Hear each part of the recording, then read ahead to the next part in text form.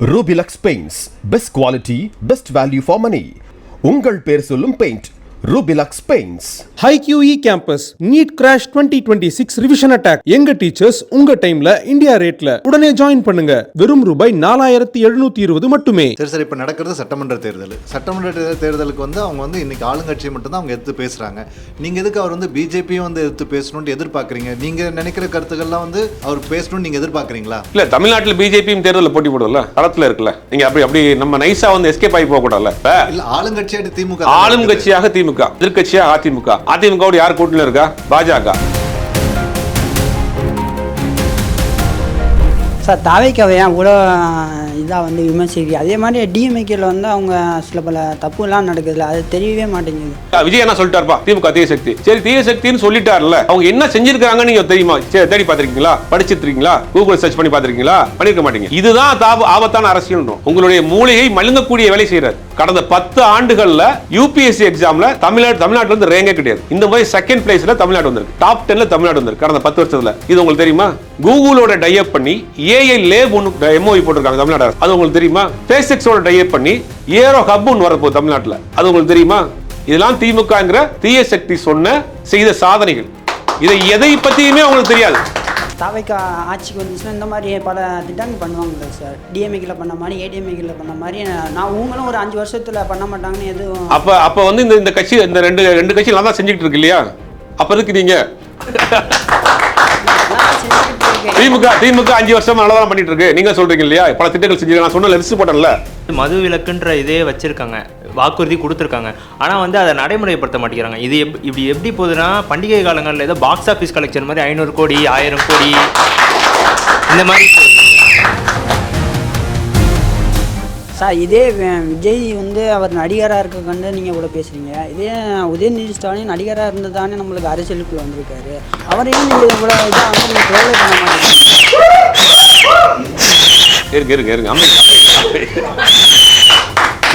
இருங்க, அணில்கள் கூட்டம் அதிகமா இருக்கு போலயே. எம்ஜிஆர் நல்ல கேள்வி தம்பி, வாங்க எம்ஜிஆர் பத்தி சொல்லுவாங்க. உங்க அண்ணன் மாதிரி முதல் படத்துல பூஜை மேக்கப் கழிச்சிட்டு அடுத்த படத்துல எல்லாம் சிஎம் ஆகல. கரூர்ல நடந்த சம்பவத்துக்கு விஜய் பொறுப்பேற்கணும் இல்லையா? அதே மாதிரி தமிழ்நாட்டில் நடக்கிற குற்ற சம்பவங்களுக்கும் இப்போ பொதுவெளியில் நடக்கிற ஒவ்வொரு பிரச்சனைக்கும் அரசாங்கம் பொறுப்பேற்றுக்கு தானே ஆகணும்.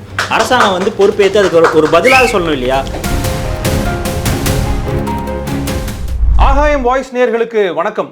களம் 26 இடி முழக்கம்ல இன்னைக்கு நம்ம ஜேர்னலிஸ்ட் சுபேர் அவர்களோட பேச போகிறோம். நிறைய நம்ம பேசியிருக்கோம், நிறைய கேள்விகள் நானும் அவரை கேட்டிருக்கேன். ஆனால் இன்றைக்கி அதை தாண்டி அவர்கிட்ட எக்கச்சக்கமான கேள்விகள் நான் மட்டும் இல்லை, பலர் கேட்கறது காத்துட்டு இருக்கிறாங்க. டிவிகேனுடைய அரசியல் குறித்தும், இப்போ நடந்துட்டு இருக்கக்கூடிய எலெக்ஷன் டேட்டில் அனௌன்ஸ் பண்ணியாச்சு, ஸோ நடந்துட்டு இருக்கக்கூடிய அரசியல் குறித்தும் விரிவாக பேச போகிறவங்க கூட.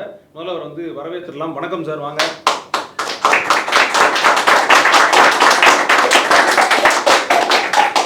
அனைவருக்கும் வணக்கம். ரொம்ப நன்றி சார். களம் 26 இடிமுழக்கம்ல தாவேகாவினுடைய அரசியல், உங்களுக்கு நீங்கள் என்ன பேசுவீங்க, தாவேகா பற்றி என்னென்ன சொல்லியிருக்கீங்க அப்படின்றது பார்க்குறவங்களுக்கு தெரியும். இதுக்கு முன்னாடி உங்களோட டிவி டிபேட்டும் அபியஸ் எல்லாரும் பார்த்துருப்பாங்க. எனக்கு என்னென்ன சார், இதை பற்றி பேசுறதுக்கு முன்னாடி தாவேகா குறித்த உங்களுடைய நிலைப்பாடு என்ன சுருக்கமாக நீங்கள் சொன்னீங்க அப்படின்னா ஸ்ட்ரெயிட்டாக கேள்வி பதிலுக்கே போயிடலாம். இல்லை, தாவேகாங்கிறது ஒரு அரசியல் கட்சியாக பார்க்க வேண்டிய அவசியம் இல்லைன்னு நான் நினைக்கிறேன். ஏன்னா ஒரு ரசிகர்களை திரட்டி வச்சிருக்கிறாரு, அவ்வளோதான். ஓகே. ஆனால் அரசியல் படுத்தாமல் இருக்கிறார் ஒன்றும். அதுதான் எல்லாருடைய கேள்வியாகவும் இருக்குது. அவர் திரையில் பார்த்து கொண்டாடிய ஒரு கூட்டம் அவருக்கு பின்னாடி சேர்ந்துருக்கிறாங்க. அவங்க இன்னைக்கு ஒரு அரசியல் கட்சியாக உருவாக்கியிருக்கிறாங்க. அப்போ அவர்களை பக்குவப்படுத்துறது, அரசியல் படுத்துகிற வேலையை செய்ய தவறி இருக்கிற விஜய் அப்படிங்கிறதான் சமீப காலமாக அவருடைய நிகழ்ச்சிகளில் பார்க்குறோம், பொதுக்கூட்டங்களில் பார்க்குறோம். அந்த மாதிரியான விஷயங்கள் அரசியல் படித்திருக்கணும். அரசியல் படுத்த தவறி இருக்கிறார், அதுதான் ஆபத்து அப்படிங்கிறோம். ஏன்னா அந்த மாதிரி திரையில் பார்த்ததெல்லாம் உண்மை நம்பி வந்த கூட்டத்தை வைத்து என்ன வேணாலும் செய்யலாம். அவர்கள் சித்தாந்த ரீதியாக எந்த விதமான பிடிப்பும் கிடையாது. தளபதி சொல்லிட்டாரு என்ன பண்ணுவாங்க. இப்போ தளபதி சொன்னால் நாளைக்கு பிஜேபி கூடயும் போவாங்க, தளபதி சொன்னால் காங்கிரஸோடு. இப்போ காங்கிரஸோடு அவர் போகிற பேச்சுவார்த்தை நடந்துகிட்டு இருக்கா, ஒரு செய்தி வந்துச்சு, அப்பயும் அவங்க ரியாக்ட் பண்ணல. பிஜேபியோடு போகிறதுக்கு செய்தி வந்துட்டு இருக்கு, அப்பயும் அவங்களுக்கு ரியாக்ட் பண்ணல. பிசிகேவோட பேசிட்டு இருக்கா சொன்னாங்க, அப்பயும் அவங்க ரியாக்ட் பண்ணல. அவங்களுக்கு அதை பற்றின சிந்தனையுமே இல்லை. ஒரு அரசியல் கட்சியாக அந்த புரிதல் இல்லையே. அதுதான் ஆபத்தான அரசியல். அது கூர்மை இல்லாத, கைப்பிடி இல்லாத ஒரு கத்தியை போல. அது எந்த பக்கம் வேணாலும் நம்ம பயன்படுத்திக்கலாம். அந்த கூட்டம் ஆபத்தான கூட்டம். அதை சரியாக தவறாக சரியாக பயன்படுத்துவார் விஜய்ங்கிறது தான் இப்போ நம்மளுடைய குற்றச்சாட்டு. ஓகே சார், இதுக்கு வந்து நம்ம நேரடியாக கேள்வி பதிலுக்கு போயிடலாம்னு நினைக்கிறேன். மாறுபட்ட சிந்தனை இருக்கலாம், இல்லை ஃபாரா அகைன்ஸ்டாக கூட பேசலாம், எல்லாரும் இருக்கிறாங்க. குறிப்பாக கல்வியாளர் திரு ஷேக் அவர்களும் இருக்காரு, அவரும் சில கேள்விகள் கேட்க போகிறாரு.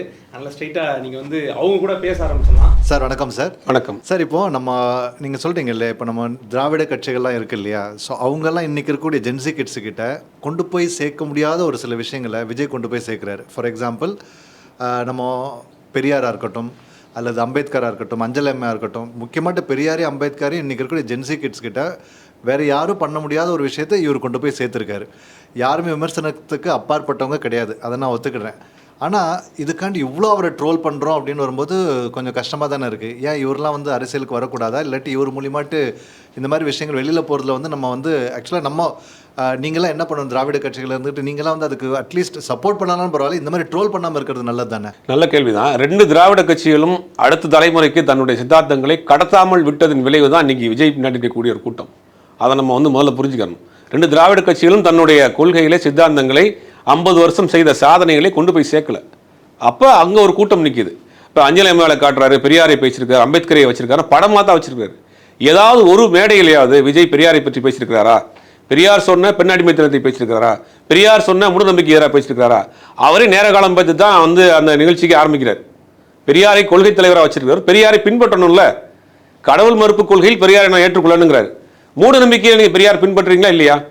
இப்போ சமீபத்தில் நேர்காணல் நடந்திருக்கு. 11 மணிக்கு வர சொல்லியிருக்காங்க எல்லாரையும். 10 மணிக்கு வந்தவங்க எல்லாம் வெளியில் போங்க, அந்த 11:05 11:04 அந்த நேரத்துக்கு நல்ல நேரம், அப்போ தான் உள்ளே வரணும்னு சொல்லி அந்த கேண்டிடேட் அப்புறம் அமுச்சு விட்டுருக்காங்க. இப்போ இதுதான் சொல்கிறோம், நீங்கள் பெரியாரை நீங்கள் அரசியலுக்காகத்தானே பயன்படுத்துறீங்க. பெரியாருடைய கொள்கையை எங்கே கொண்டு போய் சேர்த்துருக்கீங்க? பெரியாரை பற்றி ஏதாவது பேசியிருக்கீங்களா? இந்த மேடையிலேயாவது ஒரு 10 நிகழ்ச்சி பண்ணியிருப்பார் விஜய். இது வரைக்கும் எந்த நிகழ்ச்சியாவது பெரியாரை பற்றி பேசியிருக்கிறார்? பெரியாருடைய கருத்துக்களை பேசியிருக்கிறாரா? பெரியார் சொன்ன மூட நம்பிக்கையை பற்றி பேசியிருக்கிறாரா? பெரியார் சொன்ன சாதி மறுப்பை பற்றி பேசியிருக்காரா?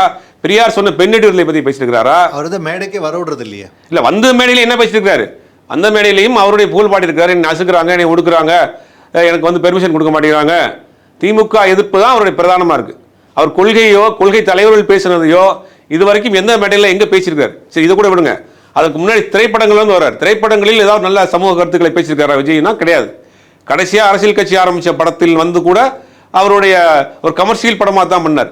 அதில் எந்த விதமான ஒரு கருத்தும் கிடையாது.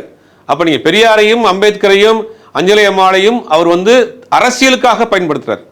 அவர் கொள்கையிலே பயன்படுத்தணும், கொள்கையில கொண்டு போய் சேர்க்கிறது தான் அவர்களுக்கு செய்யக்கூடிய வழிமுறையாக இருக்கும். அதை செய்யலை அப்படிங்கிறதான் குற்றச்சாட்டு. அப்போ இதே திராவிட கட்சிகள் 50 வருடம் இந்த பெரியாரையும் அம்பேத்கரையும் அடுத்த தலைமுறைக்கு கொண்டு போய் சேர்க்கலை. அதை தான் விஜய் செய்கிறாருங்கிற ஒரு சந்தேகமும் இருக்குது.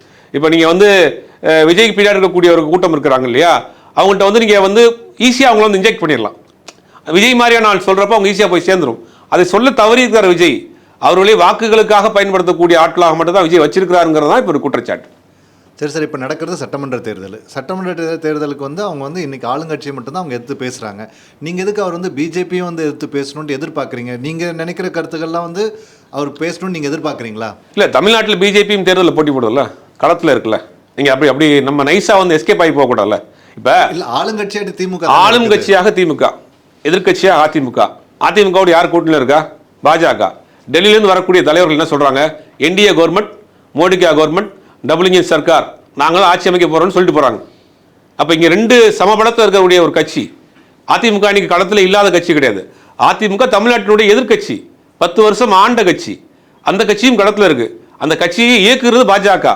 நாங்கள் தான் ஆட்சி அமைக்க போகிறோம்னு சொல்கிறாரு.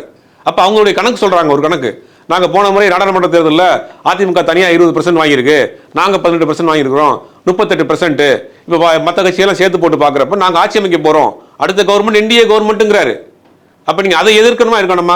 சரி, தமிழ்நாடு சார்ந்த பிரச்சனைகளை பற்றி பேசியிருக்காரு. இது வரைக்கும் தமிழ்நாட்டில் கடந்த 5 வருஷம் திமுக ஆட்சி இருக்குது. இந்த 5 வருஷத்தில் 2 மத கலவரத்தை உண்டு பண்ணுறதுக்கு பாஜக முயற்சி பண்ணுச்சு.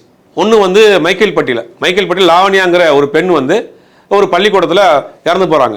ஆனால் அந்த இறந்து போன அந்த பெண்ணை என்ன சொல்கிறாங்கன்னா, மதம் மாற்றம் செய்ய சொல்லி அந்த பெண்ணுக்கு நெருக்கடி கொடுத்தாங்க. அந்த பெண்ணுக்கு ஒரு தமிழ்நாட்டில் ஒரு சிலுவை போர் நடக்குதுன்றாரு எச் ராஜா. எங்கே ஒரு ஸ்கூலில், ஒரு கிறிஸ்டியானிட்டி ஸ்கூலில் ஒரு பெண் இறந்து போகுது. அதுக்கு ஒரு மத சாயம் பூசி அதுக்கு ஒரு மத கலவரத்தை உண்டு பண்ணுறதுக்கு முயற்சி பண்ணாங்க. அப்புறம் வழக்கு நீதிமன்றத்துக்கு போது சிபிஐக்கு மாற்றப்படுது. சிபிஐ விசாரிச்சு அதுக்கு இதுக்கும் சம்மந்தமே கிடையாது. அந்த பொண்ணு இறந்து போனது வந்து அது வந்து தனிப்பட்ட முறையில் இறந்து போச்சு, அது ஏதோ தனிப்பட்ட காரணங்கள் சொல்லி அந்த வழக்கை சிபிஐ வந்து இன்னைக்கு சார்ஜ் ஷீட் ஃபைல் பண்ணியிருக்கு. அப்போ அன்னைக்கு ஒரு மிகப்பெரிய ஒரு கலவரத்தை ஏற்படுத்துறதுக்கு தமிழ்நாட்டில் முயற்சிச்சாங்க பாஜக. இப்போ விஜய் அதை பற்றி என்ன பேசியிருக்கிறாரா? திருப்பரங்குன்றம் விஷயம், திருப்பரங்குன்றத்தில் கடந்த 500 வருடமாக 2 சமூக மக்களும் அவங்க வாழ்க்கையை வாழ்ந்துட்டு இருக்காங்க. திடீர்னு ஒரு இடத்துல நாங்கள் இந்த இடத்துல தான் வந்து இதை ஏற்றணும், விளக்கு ஏற்றணும்னு ஒரு பிரச்சனையை கிளப்புறாங்க. அப்போ அங்கே விஜயினுடைய நிலைப்பாடு என்ன? அவர் தான் சொல்லியிருக்காருல அவருடைய நிலைப்பாடு என்னன்ட்டு தான். நிலைப்பாடு என்ன சொல்றாரு? ரெண்டுமே சேர்ந்து நாடகம் போடுறாங்கிறாரு. அது தவறான விஷயம் இல்லை. எதையாவது ஒரு பக்கம் நிற்கணும். இதுதான் எஸ்கேபிசம்ங்கிறது. அந்த பக்கம் இல்லாமல் இந்த பக்கம் இல்லாமல் நடு ரோட்டில் நிற்கிறது. இல்லை, நம்ம இந்த பக்கம் போனால் திமுகவுக்கு சொம்பு தூக்குறேன்னு இடுவோம், அந்த பக்கம் போனால் பிஜேபிக்குன்னு போயிடும் இல்லையா? அதனால தான் அதுக்கு அங்கே இருக்கக்கூடிய யதார்த்தத்தை பேசணும், நியாயத்தை பேசணும்ல. 100 வருடமா ஒரு நடைமுறை இருக்கு. அதை திட்டமிட்டு இந்த தேர்தலில் இதுதான் அவங்களுக்கு களம். பாஜகவை பொறுத்த வரைக்கும் ஒரு மாநிலத்துக்குள்ள போறாங்க அப்படின்னா முதல்ல என்ன பண்ணுவாங்கன்னா அங்கே இருக்கக்கூடிய கட்சிகளை பலகீனப்படுத்துவாங்க, வாக்குகளை சிதறடிப்பாங்க, அங்கே இருக்கக்கூடிய ஸ்பிரிச்சுவலான ஒரு விஷயத்தை கையில் எடுப்பாங்க, கோயில் மதம் சம்மந்தப்பட்ட விஷயங்களை கையில் எடுப்பாங்க. இது எல்லா மாநிலத்துக்கும் பொருந்தும். இப்போ ஒரிசாவில் எடுத்துக்கங்க. ஒரிசாவில் என்ன பண்ணாங்க? அவங்க போய் பூரி ஜெகநாத் கோயிலுடைய சாவி ஒரு தமிழ்கிட்ட இருக்கு, எங்களுக்கு ஓட்டு போடுங்க, நாங்கள் அவர்கிட்ட அந்த கோயிலை மீட்டெடுக்கிறோம், சாவியை கொண்டு வரோம்னாங்க. இதுதான் தேர்தல் பிரச்சாரம். இப்போ தமிழ்நாட்டுக்கு என்ன கொண்டு வராங்க? திருப்பரங்குன்றம் மலை மீது வந்து திமுக அரசாங்கம் வந்து தீபம் ஏற்ற விட மாட்டேங்குது, எங்களுக்கு ஓட்டு போடுங்க, நம்ம ஆட்சி வந்தால் செய்வோங்கிறாங்க. இதை வைத்து அரசியல் பண்றாங்கிறது பச்சை குழந்தை கூட தெரியும். சரி இது எடப்பாடியாரும் இதே தானே பண்ணிட்டு இருக்காரு. இப்போ அவங்க கூட வந்து இதுல தானே இருக்காங்க, அசோசியேஷனாக தானே இருக்கிறாங்க அவங்க. இல்லை, அதிமுக பாஜகவும் வேற நீங்க நினைச்சிட்டு இருந்தா உங்களுக்கு அரசியலே தெரியாதுன்னு அர்த்தம். அந்த அம்மா ஜெயலலிதாவுக்கு மறைவுக்கு பிறகு அந்த கட்சியை முழுவதுமாக பாஜக தான் தன் கட்டுப்பாட்டில் வச்சிருக்கு. அதிமுக வேற பாஜக வேற கிடையாது. அதிமுக வந்து அமித்ஷா திமுகன்றது உண்மைதானா?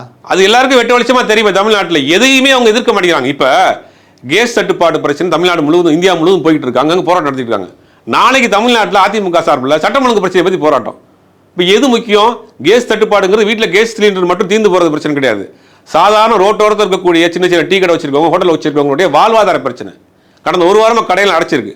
அவங்களுடைய வாழ்வாதாரத்தை யார் பார்க்கறது? அப்போ அதை பற்றி முக்கியமாக நீங்கள் பேச வேண்டிய விஷயம் அதுதான். பாஜக அதிமுக என்ன செய்கிறாங்க? அதை விட்டுட்டு தமிழ்நாட்டில் சட்டம் ஒழுங்கு கெட்டு போச்சு அப்படிங்கிற ஒரு பழைய டெம்ப்ளேட்டை தூக்கிட்டு வராங்க. அப்போ இதுக்கு ஒரு ஆர்ப்பாட்டம். எது மக்கள் பிரச்சனைக்கு பேசாமல் இந்த பிரச்சனையில் வந்து நிற்கிறாங்க அப்படிங்கும்போது அதிமுக பாஜக ஒன்றுங்கிறதான் பேசுகிறோம். விஜயும் அதே தான் பண்ணுறாரு. ஒரு முதல் நாள் வந்து விஜய் வந்து தமிழ்நாடு சட்டம் ஒழுங்கு கெட்டு போச்சும்பாரு, அடுத்த நாள் பாஜக கெட்டு போச்சுங்க, அடுத்த நாள் அதிமுக கெட்டு போச்சுன்றாங்க. இதுவே தவறான தகவல் டேட்டாங்கிறத உள்துறை செக்ரட்டரியும் டிஜிபியும் நேற்று ஒரு நாளைக்கு முன்னாடி பிரஸ் மீட்டே சொல்லிட்டாங்க. 2021 2026 வரை கொடுக்க பண்ண அந்த கிரைம் ரெக்கார்டுங்கிறது வந்து இன்க்ரீஸே ஆகலைங்கிறாங்க. இதில் நீங்கள் ரொம்ப புரிஞ்சுக்கணும். இப்போ நேற்று கூட பார்த்தீங்கன்னா திருநெல்வேலியில் ஒரு பெண்ணை வந்து ஒரு ஆண் வந்து வெட்டி கொலைன்னு ஒரு செய்தி பார்த்துருப்போம். திருநெல்வேலி பஸ் பேருந்து நிலையத்தில் ஆண் என்னடான்னு உள்ள போய் படித்தோம்னா கணவன் மனைவி பிரிஞ்சிருக்காங்க ரொம்ப வருஷமா. அந்த தகராறுல வெட்டி கொண்டுட்டான். இது வந்து டொமஸ்டிக் வயலன்ஸ். இந்த இதை என்ன பண்ணுறாங்கன்னா இதை பார்த்தோன்னே என்ன பண்ண தமிழ்நாடு சட்டம் ஒழுங்கு தமிழ்நாட்டில் பாருங்கள் சட்டம் ஒழுங்கு கட்டு போச்சுங்க. உள்ளே போய் பார்த்தா தான் தெரியும் வந்து கணவன் மனைவி பிரச்சனை பல இடம் பிரிஞ்சிருக்கிறாங்க. இப்போ டொமஸ்டிக் வயலன்ஸும் லா அண்ட் ஆர்டர் ஃபெயிலியரையும் நம்ம வித்தியாசப்படுத்தி பார்க்கணும். லா அண்ட் ஆர்டர் ஃபெயிலியர் அப்படிங்கிறது நீங்கள் மணிப்பூரில் நடக்கிறது, டொமஸ்டிக் வயலன்ஸ் நடந்தது நம்ம திருநெல்வேலியில் நடந்தது. இன்னைக்கு ரெண்டையும் போட்டு என்ன பண்ணுறாங்க, இங்கே குழப்பி விட்டு தமிழ்நாட்டில் சட்டம் ஒழுங்கு கட்டு போச்சு, பெண்களுக்கு பாதுகாப்பு இல்லை அப்படிங்கிற ஒரு நரேஷன் தேர்தலுக்காக பண்ணக்கூடிய விஷயம். இதே வேலையை தான் விஜய் பண்ணுறாரு. விஜய்கிட்ட நம்ம கேட்கறது என்னன்னா, நீங்கள் ஒரு புதுசாக வந்திருக்கீங்க, ஒரு மாற்று சக்தியாக வந்திருக்கீங்க, எல்லாரையும் விமர்சனம் பண்ணுங்க. கடந்த 10 ஆண்டுகளில் அதிமுக ஆட்சி தான் தமிழ்நாட்டில் இருந்துச்சு. அதிமுக ஆட்சியில் கடந்த நாடாளுமன்ற உறுப்பினர், ராஜ்யசபா நாடாளுமன்ற உறுப்பினர்கள் 11 பேர் இருந்தாங்க. அந்த 11 நாடாளுமன்ற உறுப்பினர்கள் வாக்களித்தா தான் பல சட்டங்கள் நிறைவேறும். 3 வேளாண் சட்டங்கள், சிஏஏ, ஆர்டிகல் 370, டெல்லிக்கான சிறப்பு அந்தஸ்து, பல சட்டங்கள் சட்டமாறதுக்கு அதிமுகவினுடைய 11 ராஜ்யசபா உறுப்பினர்களுடைய அந்த வாக்கு தான் முக்கியமான காரணமாக இருந்துச்சு. அப்போ என்ன சொன்னார், கூட்டணி வெளியே வந்த பிறகு கூட்டணி திரும்பத்திற்காக வாக்களிச்சிட்டோம், இனிமேல் நாங்கள் பாஜகவோடு சேரவே மாட்டோம்னு சொன்னார் எடப்பாடி பழனிசாமி. இப்போ அங்கே போய் பழையபடி கையை கட்டி நிற்கிறார். இப்போ விஜயும் அந்த அரசியல் தானே பண்ணுறாரு. உங்கள்கிட்ட எந்த கொள்கை இருக்குது, என்ன பிடிப்பு இருக்குது? பாஜக கூட கூட்டணி பேச்சுவார்த்தை நடந்துட்டு இருக்கு, கடந்த ஒரு வாரம் போயிட்டு இருக்கு. நீங்கள் திட்டவட்டமாக மறுத்திருக்கணுமா இல்லையா? திமுக கூட அது மாதிரி கூட்டணி போயிருக்குன்னா திமுக மறுத்திருப்பாங்க, விசிக அது மாதிரியான ஒரு பேச்சு போயிருக்குன்னா விசிக மறுத்திருப்பாங்க. நீங்கள் எல்லா பக்கமும் பேசிக்கிட்டு தானே இருக்கிறீங்க. அப்போ ஒரு கொள்கை கிடையாது, ஒரு கோட்பாடு கிடையாது. தமிழ்நாட்டு அரசியலில் நீங்கள் ஒரு ஸ்பாயிலராக ஓட்ட பிரிக்கிறதுக்கான வேலையை தான் செஞ்சுக்கிட்டு இருக்கீங்க. இதுதான் ஆபத்தான அரசியல் என்று நம்ம குற்றச்சாட்டை வைக்கிறோம். சரி சார், இப்போ நீங்கள் இப்போ இவ்வளோ சொன்னீங்க, நீங்கள் ஏடிஎம்கே வந்து அவ்வளோ சொன்னீங்க, அவ்வளோ அது உண்மைதான், அதில் வந்து மாற்று கருத்துலாம் இல்லைன்னு வச்சுங்களேன். இவ்வளோ செஞ்ச ஏடிஎம்கே விட்டுட்டு இப்போ தான் வந்திருக்க களத்தில் வந்திருக்கக்கூடிய தாவேக்கா வந்து இந்த மாதிரி அடிக்கிறது வந்து கரெக்டாக இவ்வளோ கிரிட்டிசைஸ் பண்ணுறது, இவ்வளோ விமர்சனம் பண்ணுறது வந்து எந்த விதத்தில் வந்து நியாயம்? ஏன்னா இவங்க தப்பு பண்ணிட்டு இருக்கிறாங்க, நமக்கு நல்லா தெரியுது. இவங்க இந்த பாஸ்ட்டில் நடந்த விஷயங்கள் இதை தானே மக்கள்கிட்ட கொண்டு போய் சேர்க்கணும். நம்ம எனர்ஜிலாம் கொண்டு போய் தாவேக்கெல்லாம் வேஸ்ட் பண்ணுறோமோன்னு தோணுது. நல்ல கொஸ்டின் தான் இது. வந்து புதுசாக வந்திருக்கிறாரு, இவர் ஏப்பா போட்டு அடிக்கிறீங்க, நல்லது செய்யறதுக்கு யாரும் விட மாட்டீங்களா, யாரையும் வந்து உடனே வந்து தாக்குவீங்களான்னு கேட்குறீங்க. ஆனால் தமிழ்நாட்டு அரசியலில் கடந்த 50 வருஷத்தில் ஒரு வலுவான ஒரு கூட்டணி இல்லாமல் வெற்றி பெறவே முடியாது. இதுதான் வந்து ஃபார்மெட்டு. அப்போ நீங்கள் புதுசாக வந்திருக்கீங்கன்னா உங்களுக்கு கூட்டணி கிடையாது. அப்போ உங்களுடைய செயல்பாடு ஒரு சார்பாக இருக்குது. நீங்கள் திமுக எதிர்ப்பு அரசியல் மட்டும்தான் பண்ணுறீங்க. நீங்கள் மாற்று சக்தி, தூய சக்தி, தமிழ்நாட்டின் நான் தான் வந்து அடுத்த முதலமைச்சர்ன்றப்ப எல்லாத்தையும் விமர்சனம் பண்ணணும். ஆண்ட கட்சியும் ஆளும் கட்சியும், ஆண்டு கொண்டிருக்க கட்சியும் எதிர்கட்சியும், ஆள துடிக்க நினைக்கக்கூடிய கட்சியும், எல்லா கட்சியும் விமர்சனம் பண்ணணும். நீங்கள் ஒரு சார்பு அரசியல் பண்ணுறீங்க, திமுகவுக்கான வாக்குகளை பிரிக்கக்கூடிய ஒரு ஓட் ஸ்பாய்லராக இருக்கிறீங்கிறத குற்றச்சாட்டு. நம்ம ஒரு விமர்சனம், அரசியல் கட்சி ஆரம்பிக்க வேண்டாம், அரசியலுக்கு வரணுங்கிறது நம்ம எதிர்ப்பு தெரிவிக்கல. ஆனால் உங்கள் அரசியல் செயல்பாடு ஒரு சார்பு நிலையில் இருக்கு. குறிப்பாக இஸ்லாமிய வாக்குகள், தலித் வாக்குகள், கிறிஸ்தவ வாக்குகளை மையப்படுத்தி திமுக போகக்கூடிய வாக்கு, அந்த வாக்குகளை பிரிக்கக்கூடிய வேலையை விஜயை வச்சு செய்கிறாங்கிறதா குற்றச்சாட்டு. இப்போ உதாரணத்துக்கு எடுத்தீங்கன்னா உத்தரப்பிரதேசத்தில் 19% வந்து இஸ்லாமியர்கள் இருக்கிறாங்க, 21% தலித்துகள் இருக்கிறாங்க. இவங்க 2 பேர் தான் வந்து உத்தரப்பிரதேசத்தில் வந்து வெற்றி வாய்ப்பு தீர்மானிக்கக்கூடிய ஃபேக்டராக இருக்கிறாங்க. கடந்த 1984க்கு முன்னாடி அங்கே வந்து காங்கிரஸ் ஆட்சி, காங்கிரஸ் தான் ஆண்டு கொண்டு வந்தது. காங்கிரஸுக்கு பிறகு என்ன பண்ணுறாங்கன்னா 2 மாநில கட்சிகள் அங்கே உருவாகுது. ஒன்று சமாஜ்வாதி பார்ட்டி, ஒன்று பகுஜன் ஜமாத் பார்ட்டி, 2 கட்சிகள் உருவாகுது. இப்போ பிஎஸ்பி என்ன பண்ணுறாங்க அப்படின்னா, கன்சிராம் வந்து இந்த அரசியலை கையில் எடுக்க, தலித் முஸ்லீம் அரசியலை கையில் எடுக்கிறார். கையில் எடுத்து தான் ஆட்சிக்கு வர்றாரு. அப்போ பாஜகவுக்கு அங்கே பேஸே இல்லை. அப்போ இங்கே கன்சிராம் மறைந்ததுக்கு பிறகு யூபிக்குள்ளே போகிறாங்க 80 நாடாளுமன்ற உறுப்பினர். யூபியில் மட்டும் கொத்தா 80 நாடாளுமன்ற உறுப்பினர். பாஜகவுக்கு கண்ணை உறுத்துது, உள்ளே போகணும். என்ன பண்ணுறது? உள்ளே போனோன்னு ராமர் கோயில் பிரச்சனை கலப்பு, இந்த கட்சிகளை பிரித்து விடு, மாயாவதி தனியாக நிப்பாட்டு, ஹைதராபாத்தில் இருக்கக்கூடிய உவைசியை கொண்டு போய் அங்கே போடு, முஸ்லீம் ஓட்டை பிரித்து விடு, ஓட்டுகளை செதறடிச்சுட்டு உள்ளே போய் கொண்டாங்க. இந்த அரசியலை தான் தமிழ்நாட்டில் பண்ண போகிறாங்க விஜய் வச்சுங்கிறது தான் குற்றச்சாட்டு. ஏன்னா விஜயினுடைய செயல்பாடுகளும் அப்படி தான் இருக்குது. நீங்கள் பாஜக விமர்சனம் பண்ணுங்க, அதிமுக விமர்சனம் பண்ணுங்க, திமுக விமர்சனம் பண்ணுங்க, இந்த கட்சியெல்லாம் தப்புப்பா, நான் சரியாக இருப்பேன், நான் வந்து இத்தனை பேர் லட்சத்துக்கு வேலை வாய்ப்பை கொடுப்பேன், பொருளாதாரத்தை உயர்த்துவேன், ஏன்னா இந்த திட்டங்கள்லாம் இருக்குது, எனக்கு ஓட்டு போடுங்க, நான் அவருக்கு பின்னாடி ஒரு இளைஞர் கூட்டம் இருக்குது அப்படின்னு நீங்கள் சொல்லியிருந்தீங்கன்னா அவங்களை வரவேற்கலாம். நீங்கள் ஒரு சார்பு அரசியலை, வாக்குகளை சிதறடிக்கக்கூடிய அரசியலை நீங்கள் பண்ணுறீங்க திட்டமிட்டே அப்படிங்கிறது தான் விஜயின் மீது வைக்கக்கூடிய குற்றச்சாட்டு. சார் தாவேக்காவை ஏன் இவ்வளோ இதாக வந்து விமர்சிக்கிறீங்க? அதே மாதிரி டிஎம்ஏக்கில் வந்து அவங்க சில பல தப்புலாம் நடக்குதுல்ல, அது தெரியவே மாட்டேங்குது, அதை பற்றி எதுவுமே பேச மாட்டேங்குது. இல்லை, எல்லாத்தையும் விமர்சனத்துக்கு உட்பட்டது தான். திமுக ஆட்சியிலே எந்த ஆட்சியிலையுமே 100% ஒரு ஃபுல் ஃப்ளெக்ஸாக கொண்டு போக முடியாது. அரசாங்கம்ங்கிறது அதிகாரிகள், அரசு ஊழியர்கள், அப்புறம் அரசியல்வாதிகள் எல்லாம் சேர்ந்து நடக்கக்கூடிய ஒரு செட்டப் தான் கவர்மெண்ட்டையும். அப்போ அதில் குறைகள் இருக்கப்போ சுட்டி காட்டுறாங்க. ஏன் திமுக கூட்டணியில் இருக்கக்கூடிய கட்சியிலே கம்யூனிஸ்டுகள் போராடுறாங்க, விசிகாக்கள் எடுத்து போராடுறாங்க.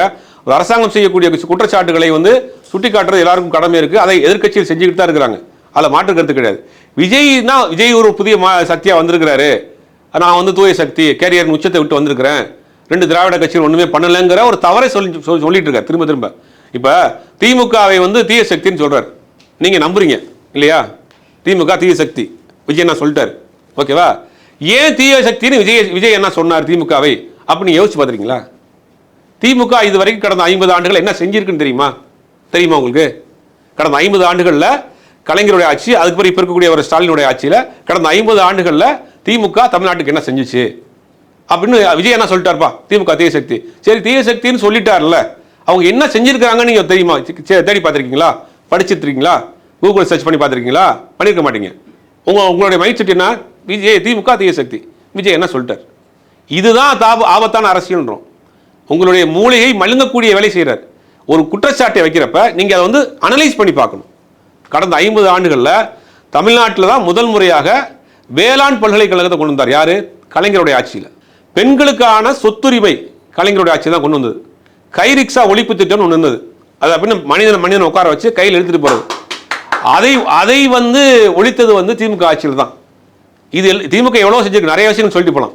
இப்போ நீங்கள் யூஸ் பண்ணுறீங்க இல்லையா ஃபோனில், தமிழ் ஃபாண்ட் யூஸ் பண்ணுறீங்க இல்லையா, அது யார் கொண்டு வந்தான்னு தெரியுமா? 96ல் திமுக ஆட்சி வருது. அப்போ தான் இந்த மாதிரியான டிஜிட்டலைஸ் கலாச்சாரம் உருவாகிட்டு வருது. அப்போ கலைஞர் என்ன பண்ணுறாரு, அன்னைக்கு இருக்கக்கூடிய அண்ணா யூனிவர்சிட்டியினுடைய துணைவேந்தராக இருக்கக்கூடிய ஒருத்தருடைய தலைமையில் ஒரு குழு போடுறாரு. குழு போட்டு தமிழ் எழுத்துக்களை டிஜிட்டலைஸ் பண்ணுங்க, அதை வந்து ஃபாண்டாக கொண்டு வாங்க, அதை வந்து ஃப்ரீயாக கொடுங்கன்னார். இன்னைக்கு உலகம் முழுக்க தமிழ் எழுத்துக்களை பயன்படுத்துறதுக்கு கலைஞர் போட்டு அன்னைக்கு விதை. இது தெரியுமா உங்களுக்கு? திமுக தீய சக்தின்னு சொல்கிறீங்கல்ல, திமுக செஞ்ச வேலை தான். அப்போ திமுக தான் என்ன பண்ணியிருக்கு, அப்போ கடந்த 96, 99 காலகட்டங்களில் ஐடி இண்டஸ்ட்ரி அப்போ தான் உருவாகிட்டு இருக்கு. அப்போ இந்தியாவில் 2 மாநிலங்கள் மட்டும்தான் ஐடி கம்பெனிஸ் வந்து இறங்க ஆரம்பித்தாங்க. ஒன்று ஆந்திரா, ஒன்று தமிழ்நாடு.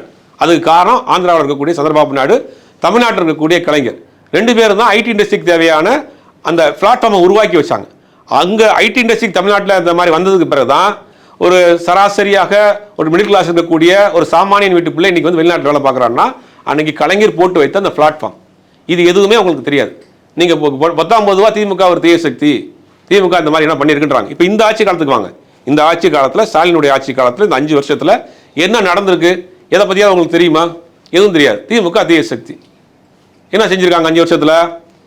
நான் முதல்வன் திட்டம்னு ஒன்று கொண்டு வந்திருக்காங்க. இந்த நான் முதல்வன் திட்டத்தில் படிக்கக்கூடிய மாணவர்களுக்கு அவங்களுடைய செல்ஃப் டேலண்டட, உங்களுக்கு தனிப்பட்ட என்ன திறமை இருக்கோ அதை ஊக்குவிக்கிறதுக்காக கொண்டு போயிருக்காங்க. ஒரு சின்ன சாம்பிள் மட்டும் சொல்கிறேன். கடந்த 10 ஆண்டுகளில் யூபிஎஸ்சி எக்ஸாமில் தமிழ்நாட்டிலேருந்து ரேங்கே கிடையாது. இந்த மாதிரி செகண்ட் பிளேஸில் தமிழ்நாடு வந்திருக்கு. டாப் 10ல் தமிழ்நாடு வந்திருக்கு கடந்த 10 வருஷத்தில். அப்போ அந்த யூபிஎஸ்சியில் கிளியர் பண்ணவங்க சொன்னது என்னன்னா, தமிழ்நாடு கவர்மெண்ட்டுடைய நான் முதல்வன் ஸ்கீமில் எங்களுக்கு கொடுத்த ஸ்காலர்ஷிப் 50,000 ரூபா வரைக்கும் ஸ்காலர்ஷிப் கொடுக்குறாங்க.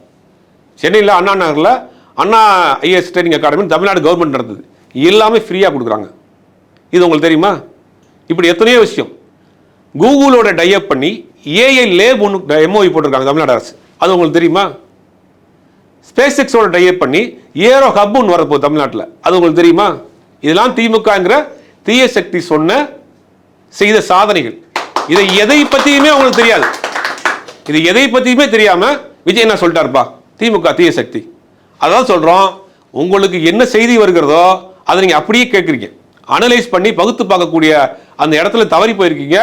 உங்களை எல்லாம் தவறாக வழிநடத்தி கொண்டிருக்கிற விஜய்ங்கிறதா குற்றச்சாட்டு. இல்லை, நாளைக்கு இதே தாவைக்கா ஆட்சிக்கு வந்துச்சுன்னா இந்த மாதிரி பல திட்டங்கள் பண்ணுவாங்களே சார். டிஎம்ஏக்கில் பண்ண மாதிரி, ஏடிஎம்ஏக்கில் பண்ண மாதிரி நான் உங்களும் ஒரு 5 வருஷத்தில் பண்ண மாட்டாங்கன்னு எதுவும். அப்போ வந்து இந்த கட்சி, இந்த ரெண்டு கட்சி நல்லா தான் செஞ்சுக்கிட்டு இருக்கு இல்லையா? அப்போ இருக்கு நீங்கள்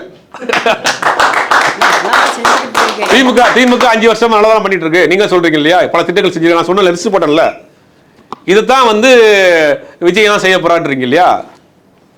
ஓகே, விஜய் என்ன இதுதான் செய்ய போராடுறீங்க. அப்ப எதுக்கு அந்த கவர்மெண்ட் இருக்கட்டுமே? அனுபவம் இல்லாத விஜய் நான் என்ன செய்வாரு?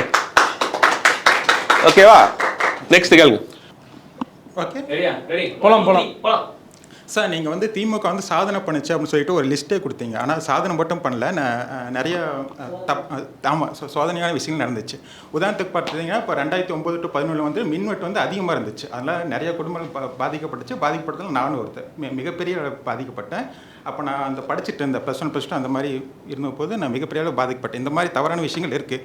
திமுக அப்படின்னா ஃபுல்லாக சாதனை மட்டுமே கிடையாது, இந்த மாதிரி விஷயங்கள் இருக்குது. சரி, அதுக்கு மாற்று சத்தியாக இது இருந்துட்டு போதே, தாவேக்கா வந்துட்டு போதே, நம்ம திமுக அதிமுகன்னு நம்ம இவ்வளோ வருஷம் கொடுத்துட்டோம், புதுசாக இருக்க கட்சி வந்துட்டு போகுது, அதில் என்ன பிரச்சனை? சரி, ரைட், ஓகே. 2009 2011 மின்வெட்டு இருந்துச்சு அப்படின்றீங்க. அதற்கு பிறகு தமிழ்நாட்டில் கடந்த 15 வருஷம் ஆட்சி நடந்திருக்கு, 10 வருஷம் அதிமுக ஆட்சி நடந்திருக்கு. இப்போ திமுக ஆட்சி 5 வருஷம் நடந்திருக்கு. இப்போ மின்வெட்டு இருக்கா? இப்போ மின்வெட்டு இல்லை. அதாவது ஒரு சிக்கல் வரும். இப்போ எப்படின்னா, இல்லை, நான் சொல்லிடுறேன். 2011 அப்புறம் அதிமுக வந்து அதை வந்து சரி பண்ணிச்சு. அதுக்கப்புறம் தான் திமுக வந்துச்சு. அதான் சொல்றேன். அதுக்கு இந்த 5 வருஷம் திமுக தான் ஆட்சி பண்ணிட்டு இருக்கு. இப்ப பிரச்சனை இல்ல. அப்போ ஒரு பிரச்சனை எப்படின்னா, மின்சார ஷார்டேஜ் வர்றப்ப அது பல காரணங்கள் இருக்கும். அப்போ வர்றப்ப அடுத்து சரி பண்ணிக்கிறதா கவர்மெண்டோட ரூல்ஸ். இப்ப ஒன்றிய அரசு எடுத்துங்க. ஒன்றிய அரசு மக்களுடைய ஜனநாயக உரிமையை கேட்குதா? 3 வேளாண் சட்டங்கள் கொண்டு வந்தாங்க. இந்தியா முழுவதும் வேளாண் விவசாயிகள் பெரிய அளவில் போராட்டம் பண்ணாங்க. கிட்டத்தட்ட 100கணக்கான பேர் இறந்து போனதுக்கு பிறகு சட்டத்தை அவங்க திருப்பி பெற்றாங்க. அப்புறம் வந்து இந்த குத்துச்சண்டை வீராங்கனை பாலியல் குற்றச்சாட்டில் மிகப்பெரிய போராட்டம் பண்ணாங்க. அது இன்னைக்கு வரைக்கும் என்ன நடந்துட்டு இருக்குன்னே நமக்கு தெரியல. அப்போ ஒரு தவறுகள் நடறப்ப அந்த தவறுகளை கேட்டு சரி செய்யறது தான் ஜனநாயக ரீதியான ஒரு கவர்மெண்ட். அப்போ 2009 2011 மின் தட்டுப்பாடு இருந்தது, ஒட்டுமொத்த இந்தியா முழுவதும் இருந்துச்சு. அதை முதல்ல புரிஞ்சுக்கணும். மின் தட்டுப்பாடுங்கிறது ஒட்டுமொத்த இந்தியாவுக்கான பிரச்சனையா இருந்தது அன்னைக்கு. அப்போ தமிழ்நாட்டிலும் அது இருந்தது. அதற்கு பிறகு வந்த அதிமுக அரசாங்கம் இருக்கட்டும், இப்போ வந்து திமுக அரசாங்கமாக இருக்கட்டும், அதை சரி செஞ்சுட்டாங்க. இந்த 5 வருஷத்துல உங்களுக்கு எது குறைபாடாக இருக்குன்னு சொல்லுங்க. உங்களை பாதிக்கக்கூடிய விஷயம், உங்களை அன்றாடம் காலை எந்திரிக்கிறீங்க, வேலைக்கு போறீங்க, சம்பாதிக்கிறீங்க, வீட்டுக்கு போறீங்க, ஒய்ஃபை கூட்டு போறீங்க, சாதி மதம் இந்த மாதிரியான பிரச்சனை 5 வருஷத்துல உங்களுக்கு ஏதாவது நடந்திருக்கா? இல்ல, அந்த மாதிரி எதுவும் நடக்கல. ஆனா ஒரு அடிப்படையே தான், ஒரு கவர்மெண்ட் நல்லா ரன் பண்ணி கொண்டு போறதுக்கு அடிப்படையே வந்து என்னன்னா, உங்களுடைய ரொட்டேஷனான ஒர்க்கு வந்து பாதிக்கக்கூடாது. மணிப்பூர் மாதிரியோ, யூபி மாதிரியோ, மகாராஷ்டிரா மாதிரியோ, மத்திய பிரதேச மாதிரியோ, பாஜக ஆளக்கூடிய மாநிலங்களில் நடக்கக்கூடிய பிரச்சனையின் மாதிரி இங்கே எதுவுமே கிடையாது. 5 வருஷத்தில் தமிழ்நாட்டில் 2 மத கலவரங்கள் நடப்பதை தடுத்திருக்கிற திமுக அரசாங்கம் மறந்துடக்கூடாது. ஒன்று, திருப்பரங்குன்றத்தை வச்சு மிகப்பெரிய மத கலவரத்தை நடத்த துடித்தார்கள், தடுத்தது திமுக. மைக்கேல்பட்டியில் மிகப்பெரிய ஒரு மத கலவரத்தை செய்ய துடித்தார்கள், தடுத்தது திமுக. கல்வியில் இன்னைக்கு பார்த்தீங்கன்னா நீங்கள் மிகச்சிறந்த மாநிலமாக இருக்குது. 4% விட்டு போன பொருளாதாரம் இன்னைக்கு 11% உயர்ந்திருக்கு. டிராப் அவுட், இடைநிறுத்தம் செய்வது, கல்வி இடைநிறுத்தம் செல்வதில் வந்து இன்னைக்கு பார்த்தீங்கன்னா 76% வந்து முன்னேறி இருக்கிறோம். மிச்சம் இருக்கக்கூடிய 100% கல்வி உள்ள மாநிலமாக தமிழ்நாடு மாறிடும். இதெல்லாம் இந்த அரசு இந்த ஆட்சியில் பண்ணது. இப்போ இந்த 5 வருஷத்தில் உங்களுக்கு யோசித்து பார்த்து சொல்லுங்க, உங்களுக்கு குறைபாடாக இருக்கக்கூடிய விஷயம், உங்களுக்கு டிஸ்டர்பாக இருக்கக்கூடிய விஷயம், எனக்கு இதெல்லாம் சிக்கலாக இருக்குது அப்படின்னு சொல்லக்கூடிய விஷயம் ஒன்று சொல்லுங்க. எனக்கு டிஸ்டர்பாக இருக்குது இந்த கொலை சம்பவம், அது மட்டும்தான். மற்றபடி அந்த அளவுக்கு பெருசாக எதுவும் இல்லை. கொலை சம்பவங்கிறது வந்து ரோட்ல போறவங்க யாரும் விட்டுறாங்களா? இது கனவு இல்ல, அது தனிப்பட்ட பிரச்சனைகளாக தவிர நீங்க ரோட்ல போறீங்க, உங்களை யாரும் தாக்குறாங்களா? உங்களுக்கு தெரிஞ்சவங்க யாரும் தாக்குறாங்களா? என்னை தாக்குனது இல்லை. இப்போ இல்ல, உங்க ரோட்ல உங்க சர்க்கிள் எடுத்துங்க, நீங்க வெளியில போறீங்க, வெளியில போயிட்டு வீட்டுக்குள்ள வரப்போ உங்களுக்கு பாதுகாப்பு இல்லாம இருக்கா?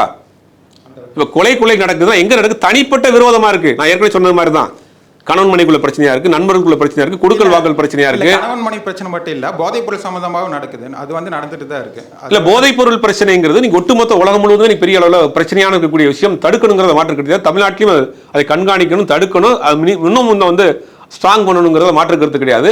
அதை ஒரு மாநில அரசு மட்டும் செய்ய முடியுமா? செய்யலாமே. இல்ல, மாநில அரசு மட்டும் முடிஞ்ச அளவு கட்டுப்படுத்தலாம்.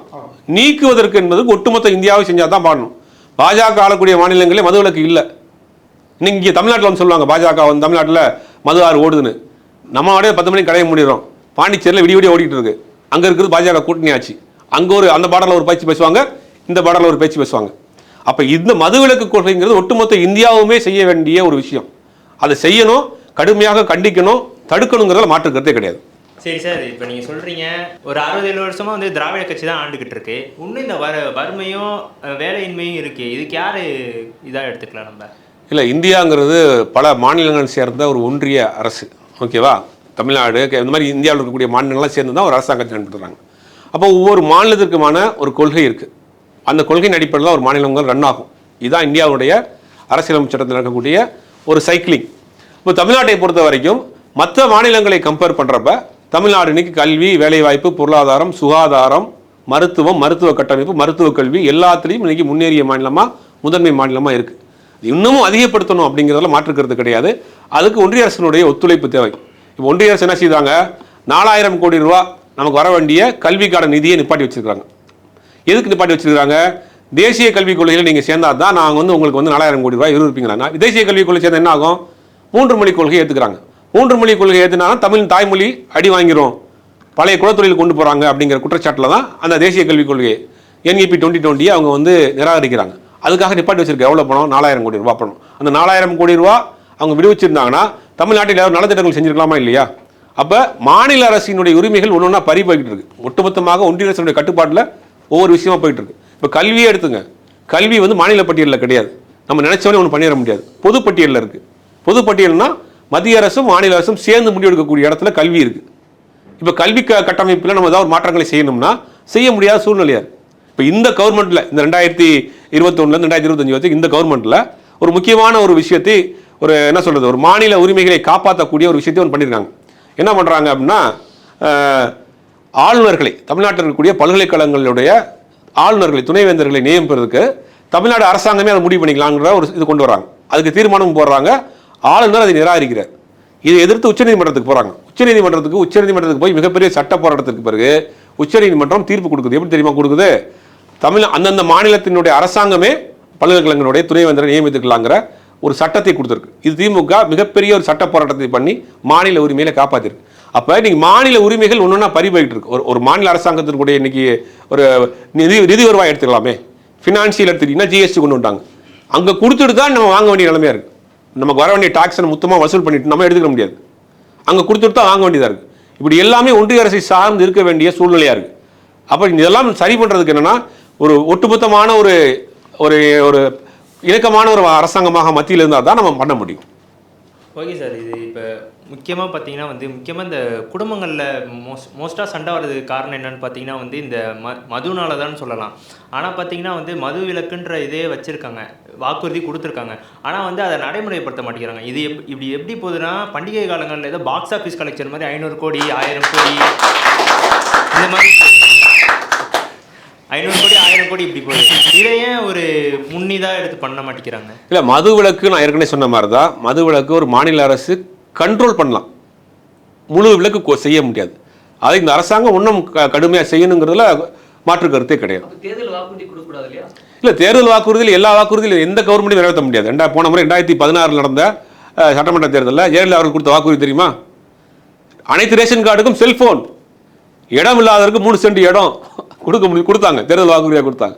அப்போ தேர்தல் வாக்குறுதியை ஒரு அரசாங்கம் வர்றதுக்கு முன்னாடி கொடுக்குறப்ப வந்ததுக்கு பிறகு நிறைவேற்றுவதற்கான சாத்தியக்கூறுகளை பார்ப்பாங்க. ஃபினான்ஷியலாக பார்க்கணும், பெர்மிஷன் வாங்கணும், ஒன்றிய அரசு ஒத்துழைப்பு இருக்குது, இதெல்லாம் இருக்குது தேர்தல் வாக்குறுதிகள். அப்போ எந்த அரசாங்கமே 100% தேர்தல் வாக்குறுதியை நிறைவேற்ற முடியாதுங்கிறது தான் எதார்த்தம். சார், இப்போ அதிமுக வந்து ஃபெயிலியர் மாடல், ஸோ அதனால பண்ண முடியல. இப்போ நம்ம சக்ஸஸ் மாடல் இல்லையா? நம்ம சக்ஸஸ் பண்ணியிருக்கோம் இல்லையா? இல்லை, தேர்தல் வாக்குறுதியை பெரும்பாலான வாக்குறுதி நிறைவேற்றிருக்காங்க. மகளிருக்கான அந்த விடியல் பேருந்துங்கிறதெல்லாம் மிகப்பெரிய பொருளாதார வளர்ச்சி, கிராமப்புற பெண்களுடைய பொருளாதார வளர்ச்சி. இந்த 1000 ரூபாங்கிறது வந்து அது ஒரு மைக்ரோ லெவல் எக்கனாமிக் டெவலப்மெண்ட் தான். இப்படி எத்தனை விஷயங்கள் பண்ணியிருக்காங்களே. அதாவது ஏற்கனவே சொன்ன மாதிரி தான், முழுவதுமாக எந்த அரசாங்கமும் 100% தேர்தல் வாக்குறுதியை நிறைவேற்ற முடியாது. அதுக்கு சாம்பிள் 2016 அந்த அம்மையார் ஆட்சி காலத்தில் கொடுக்கப்பட்ட தேர்தல் வாக்குறுதிகள் தான். அப்போ முடிஞ்ச அளவுக்கு நிறைவேற்றிருக்கிறாங்க. அது வந்து மக்கள் நல திட்டங்களாகவும் இருக்குது, வளர்ச்சி திட்டங்களாகவும் இருக்குது. சார், குறிப்பா வந்து விஜய் பாஜக பார்க்க போகணும்னு ஆசைப்படல, ஆனா வந்து எக்ஸ்டர்னல் ஃபோர்ஸ், அதாவது திமுக தான் பிடிச்சி வலுக்கட்டாயமா இப்படி செல்லுது அப்படின்னு சொல்றாங்க சார். இல்ல, இதை பரப்புனதே டிவிகே தான். டிவிகே தான் பரப்புறாங்க. டிவிகேக்கு என்ன நடந்துச்சுன்னா, நல்லா நோட் பண்ணி பார்த்தீங்கன்னா, அரசியலை கூர்மையாக பார்க்குறவங்களுக்கு தெரியும், விஜயினுடைய பர்சனல் மேட்டர், அவருடைய மனைவி கூட நடந்த பிரச்சனை, அந்த பிரச்சனைக்கு பிறகு என்ன பண்ணுறாங்கன்னா, அவருடைய இமேஜ் மொத்தமாக காலியாகுது. மொத்தமாக காலியானோடனே அவரை பார்த்தா டாக்கே குறையுது. அப்போ என்ன பண்ணுறாங்கன்னா, டைவெர்ட் பண்ணுறதுக்கான இந்த விஷயத்தை விட்டுட்டு இதுக்கு டைவெர்ட் ஆகிறாங்க. அப்போ டைவெர்ட்டுக்காக என்ன பண்ணுறாங்கன்னா, பாஜக கூட போகிறாரு, பாஜக கூட வந்து பேசிகிட்டு இருக்கிறாரு அப்படிங்கிற விஷயத்தை டைவெர்ட் பண்ணுறதுக்கு இந்த வேலையை கைப்புறாரு. இப்போ என்ன சொல்கிறாங்க, பாஜக கூட போகல. இப்போ என்ன பண்ணுறாரு, சிபிஐ 8 மணி நேரம் விசாரணை நடத்தியும் வந்து விஜய் பண்ணியலை, பாஜகவை எதிர்த்தே விஜய் அரசியல் பண்ணுறாரு அப்படிங்கிற ஒரு நரேஷனை செட் பண்ணுறதுக்கு இவங்களாம் கிளப்பி விட்ட ஒரு வதந்தி தான். நம்ம கூட நம்ம சேனலில் ஏற்கனவே நான் பேசியிருக்கேன், இது டிவிக்கே கிளப்பி விட்ட வதந்தி, டைவர்ஷன் பண்ணுறதுக்காக பண்ண விஷயம். அதாவது அவருடைய பர்சனல் விஷயத்தை வேறு பக்கம் டைவெர்ட் பண்ணுறதுக்காக கிளப்பி விட்ட ஒரு விஷயம். அதனால் வந்து இந்த கட்சியே தகவல் கட்சி தான். அங்கங்கே தகவலை சொல்கிறது, டைவெர்ட் பண்ணி விடுறது, புதுசாக செய்திகளை கொடுக்கறது, அவர் இல்லாட்டி கூட செய்தியை பற்றி பரப்புறது அப்படிங்கிற மாதிரியான ஒரு ஸ்ட்ராட்டஜிஸை வச்சுக்கிட்டு பரப்பக்கூடிய செய்தியாக தான் இருக்குது இந்த கட்சி. சரி, இப்போது பெண்களோட ஓட்டு வந்து மோஸ்ட்லி வந்து அதிமுகவுக்கு ஸ்ட்ராங்காக இருக்கும். எப்பயுமே எல்லா வருஷமும் பெண்களோட ஓட்டு அதிமுகவுக்கு ஸ்ட்ராங்காகிட்டே போகும். இந்த வாட்டி டிஎம்கேக்கு ஸ்ட்ராங்காக இருக்குன்ற மாதிரி ஒன்று போயிட்டுருக்கு. ஆனால் இப்போ விஜய் வரதுனால விஜய்க்கு வந்து பெண்களோட ஃபாலோவர்ஸ் ரொம்ப ஜாஸ்தி கம்பேர்டு வித் அதர்ஸ். ஸோ பெண்களோட ஃபாலோவர்ஸ் அதிகமாக இருக்கிறதுனால விஜய் ஜெயிச்சிட்டா பெண்களுக்கு இதெல்லாம் பண்ணுவோன்னு, இப்போது சப்போஸ் விஜய் ஜெயிச்சிட்டாரு இல்லை உண்மையிலே சிஎம் ஆகிட்டாரு அப்படின்னா அவர் என்னெல்லாம் பண்ணக்கூடாதுன்னு நீங்கள் நினைக்கிறீங்க? இது வந்து நீங்கள் சொல்கிறப்ப நீங்களே சிரிக்கிறீங்க. அது அதனால் வந்து அந்த கட்சியை ஒரு கனவுலத்தில் வாழ்கிற கட்சி தான். இப்போ வந்து அந்த வேட்பாளர் போரெல்லாம் போட்டான். இப்போ என்னன்னா, என்னோட ஃப்ரெண்ட் சர்க்கிள் ஆகட்டும், என்னை சுற்றி இருக்கிற நிறைய பேர் வந்து விஜய் ஜெயிச்சிருவாருன்னு ரொம்ப நம்புகிறாங்க இல்லையா?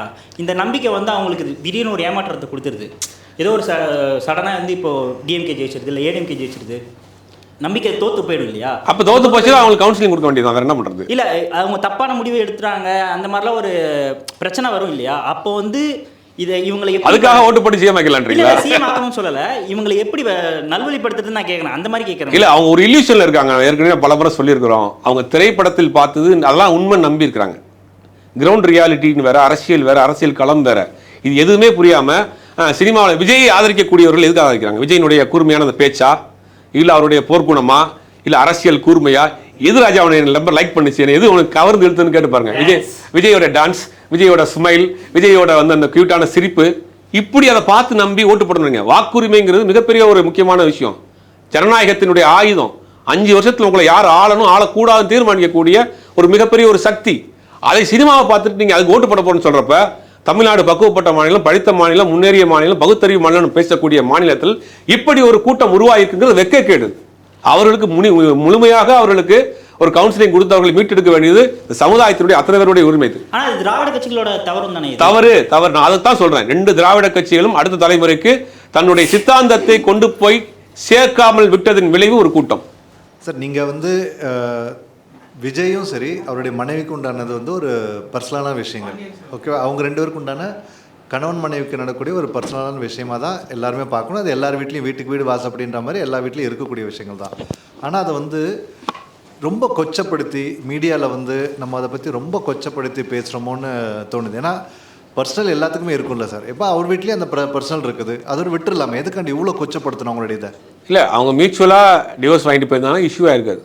கணவன் மனைவிக்குள்ள மியூச்சுவலாக டிவோர்ஸ் வாங்கிட்டு போயிருந்தாங்கன்னா இந்த பிரச்சனையாக இருக்காது. அவங்க மனைவி வைக்கக்கூடிய குற்றச்சாட்டு தான் விமர்சனத்துக்கு உள்ளாகும். என்ன சொல்கிறாங்க, எனக்கும் பாதுகாப்பு இல்லை, என்னை வந்து உடல் ரீதியாகவும் மன ரீதியாகவும் என்னை காயப்படுத்திருக்காரு, என்னை வீட்டுக்குள்ளே அலோவ் பண்ணுறதில்ல, நான் 2 குழந்தைகளோட நீங்கள் வெளியில் நிற்கிறேன், என்னை வீட்டுக்குள்ளே அலோவ் பண்ணுங்கன்னு அவங்க கேட்குறாங்க. அப்போ தமிழ்நாட்டு பெண்களுக்கு நான் தான் பாதுகாப்பு, நான் தான் தாய்மாமன், நான் தான் சீர்வரிசை கொடுக்குறேன்னு சொல்கிற விஜய் தன் பெத்த பிள்ளைக்கு செய்ய வேண்டிய கடமை விட்டுருக்காரு, தன் மனைவிக்கு செய்ய வேண்டிய கடமை விட்டுருக்காரு. தாய்மாமன் கடமை அப்போ செய்யலாம், தாய்மாமன் சீரெல்லாம் அப்புறம் செய்யலாம். பெத்த பிள்ளைக்கு செய்ய வேண்டிய கடமை விட்டுருக்காரு, மனைவிக்கு செய்ய வேண்டிய கடமை விட்டுருக்காரு. இப்போ பொது வழிக்கு வந்ததுக்கு பிறகு, ஒரு அரசியல் கட்சி ஆரம்பிச்சதுக்கு பிறகு இது விமர்சனத்திற்குள்ளாக தானே செய்யும். நீங்கள் எத்தனை திருமணம் வேணாலும் பண்ணீங்க, சட்டம் அனுமதிச்சுன்னா, சட்டம் அனுமதிக்கு டிவோர்ஸ் பண்ணிக்கங்க, அதை பற்றி பிரச்சனையே கிடையாது. ஆனால் உங்களோடு 27 வருடம் வாழ்ந்த ஒரு பெண் உங்கள் மீது ஒரு பெரிய குற்றச்சாட்டு வச்சிருக்காங்க, அங்கே அதுதான் விமர்சனத்திற்கு உள்ளாரு. இப்போ பல நடிகர்கள் வந்து 2ஆம் திருமணம் பண்ணியிருக்காங்க, டிவோர்ஸ் பண்ணியிருக்காங்க, அது போகிற போக்கில் போயிடும். ஆனால் உங்கள் மீது வைக்கக்கூடிய ஒரு குற்றச்சாட்டு இவர் வேற ஒருத்தர் பிடியில் இருக்கிறாரு, இப்போ தப்பான வழியில் போயிட்டு இருக்காரு, ஒரு நடிகையால் தான் எங்களுக்குள்ள பிரச்சனையே அப்படின்னு சொல்கிறப்ப இது விமர்சனத்திற்கு உள்ளான விஷயம் தானே. அதை எப்படி நீங்கள் வந்து விமர்சனம் பண்ணாமல் போக முடியும்? நான் தான் பெண்களுக்கு பாதுகாப்பு, இந்த விஜயனா தான் எல்லாம் பாதுகாப்பு, தாய்மாமன் சீர் நான் தான் கொண்டு வரேன்னு சொல்கிறவர், அவருடைய இதே இன்னைக்கு சரியில்லையே. இப்போது நீங்கள் சொல்கிறது கரெக்டு தான் சார், அது புரிஞ்சுது எனக்கு. ஆனால் எனக்கு ஒரு சின்ன இதில் ஒரு கேள்வி இருக்குது. இப்போ பார்த்தீங்க அப்படின்னா அன்றைக்கி எந்த விஷயம் நடந்தாலும் வந்து பார்த்தீங்க அப்படின்னா திமுகவில் இருந்தது மட்டும்தான் பதில் வந்துகிட்டு இருக்குது. ஏன்னா இது வந்து இப்போ நீங்கள் சொல்கிறீங்கல்ல, சங்கீதாவோட பிரச்சனையாக இருக்கட்டும், அவங்களுடைய ஃபேமிலி இஷ்யூக்கு வந்து அதுக்கும் உங்ககிட்ட இருந்தால் வந்து, அதாவது திமுக உங்ககிட்டனா அப்படி சொல்லல, திமுக சைட்லேருந்து தான் பதில் வந்துட்டு இருக்குது. ஏன் வந்து அதிமுகவும் சரி பிஜேபி, அவர் நயினார் வந்து ஒரு வாட்டி பேசுகிறதோட அவர் நிறுத்திட்டார். மற்றபடி இந்த மாதிரி விஷயங்கள் அவங்க பண்ணாத போது இப்போ இவங்க தான் நிறைய பதில் சொல்லும்போது வெளியிலேருந்து பார்க்கும்போது என்ன தெரியுது, ஆமாம் இது வந்து திமுகவுக்கும் டிவிகேக்கு தான் வந்து சண்டை நடந்துகிட்டு இருக்குது, இவங்க தான் வந்து ஃபுல்லாக பண்ணிட்டு இருக்காங்க, திமுக தான் எல்லா வேலையும் பண்ணிட்டு இருக்கு, அந்த மாதிரி தானே போய் செட் ஆகுது. திமுக இருக்கக்கூடிய ஆத்தரைஸ்டு யாராவது ஒரு முக்கிய நிர்வாகிகள் சம்பந்தமாக பேசியிருக்காங்களா? இல்லை இல்லை இல்லை. அப்போ அவங்க பேசுகிறது ஆத்தரைஸ்டு, யாரோ ஆளுதாபிகளாக இருக்கலாம், ஆதரவாளராக இருக்கலாம், சோசியல் மீடியாவில் உட்காந்து யாராவது பேசியிருக்கலாம், ஐடிவிங்காக இருக்கலாம், நீங்கள் நினச்சிக்க வேண்டியதுதான், ஓகேவா? ரஜினி ரசிகர்களாக இருக்கலாம், அஜித் ரசிகர்களாக இருக்கலாம், அப்படி யாரோ வேண்டப்படாத ஆர்வல் யாரோ பண்ணியிருக்கலாம். அப்போ அதை வந்து நீங்கள் வந்து ஏன் அதிமுக ஏன் பேசலை, பாஜக ஏன் பேச மாட்டீங்கன்னா, அதிமுக பாஜக கூட்டணி பலகீனமாக இருக்குது, அவங்க வந்து 3ஆம் இடத்துக்கு போயிடுங்கிற மாதிரி கருத்து கணிப்புலாம் வந்துட்டு இருக்கு. எப்படியாவது விஜய் வந்து நான் காப்பாற்றிட மாட்டாரா? அதிமுகங்கிற ஒரு கட்சியை எம்ஜிஆர் காப்பாற்றினாரு, ஜெயலலிதா காப்பாற்றினாங்க, இன்னைக்கு விஜயாவது காப்பாற்ற மாட்டேங்கிறாங்க நிலைமையில் அதிமுக இருக்கு. அப்போ எந்த நேரத்தில் நடக்குங்கிறதுக்காக அமைதி காக்குறாங்க, அவ்வளோதான். ஸோ இப்போ வந்து எனக்கு ஒரு சின்ன இது பொதுவான ஒரு கேள்வியாக கூட எடுத்துக்கங்க. நீங்கள் இன்றைக்கி இருக்கக்கூடிய இந்த விஜய் தாவேக்கா வந்து சப்போஸ் ஓட்டு பிரிக்கிறாங்க, ஸ்பாய்லராக இருக்காங்க அப்படின்னு நினைக்கு ஏடிஎம்கே ஓட்டை தான் வந்து ப்ரிடாமினண்ட்டாக பிரிக்க போகிறாரா? ஏன்னா வந்து விஜய் தான் வந்து ஏடிஎம்கே காப்பாற்ற போகிறாருன்னு போகிறாங்கன்னு இல்லையா, அதுக்கான நான் கேட்குறேன். விஜய் தான் வந்து அதில் வந்து பிரிக்க போகிறார், அந்த ஓட்டை வந்து பிரிக்க போகிறாரா? எல்லார் ஓட்டையுமே பிரிக்கிறார் சார் அவர் அதிமுக ஓட்டையும் பிரிக்கிறாரு, பாஜக ஓட்டையும் பிரிக்கிறார். பாஜகவில் அண்ணாமலை நம்பி வந்து ஒரு கூட்டம் இருக்காங்க இல்லையா, அந்த ஓட்டையும் விஜய் பிரிக்கிறார். திமுக வரக்கூடிய சிறுபான்மை வாக்குகள், கிறிஸ்தவர்கள் வாக்குகள் கணிசமாக அதையும் பிரிக்கிறார். இப்போ எல்லா தரப்புக்குமே சேதாரம் தான்.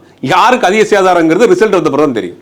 ஆனால் சிறுபான்மையர் நீங்கள் சொல்கிறீங்க, இப்போ ரீசெண்டாக நடந்த திருப்பரங்குன்ற விஷயத்துலையும் அவர் எதுவும் பேசலை, அதே மாதிரி அந்த மைக்கேல்பட்டி விஷயத்துலையும் பேசலை. இப்போ ரீசெண்டாக அந்த கிறிஸ்மஸ் விஷயங்கள் இருக்குல்ல, கிறிஸ்மஸில் வந்து நிறைய பாதிரியார் அங்கே நார்த்லலாம் எவ்வளோ பிரச்சனை வந்துச்சு நம்ம பார்க்க தான். நார்த்தில் இல்லை, கேரளாவிலே நடந்துச்சு. கேரளாலே நடந்தது, ஆமாம். தமிழ்நாட்டில் நடக்கலை. சரி, இதை பற்றியும் வந்து அவர் வாய் திறந்ததில்லை. ஸோ அப்படி இருக்கும்போது வந்து நீங்கள் எந்த தைரியத்தில் வந்து சிறுபான்மையினர் வந்து இன்னும் அவருக்கு தான் ஆதரவில் இருக்காங்க நீங்கள்? இல்லை, எல்லா சிறுபான்மையரும் கிடையாது. அவருக்கு பின்னாடி கிறிஸ்தவத்திலே ஒரு சார்ந்த ஒரு பிரிவு இருக்கிறாங்க. அந்த பிரிவு அவருக்கு ஒன்றும் ஆதரவாக இருக்குது, கண்ண மூடிட்டு ஆதரவாக இருக்கிறாங்க. அவர்களுமே கொஞ்சம் கொஞ்சம் மனமாற தொடங்கியிருக்கிறாங்க.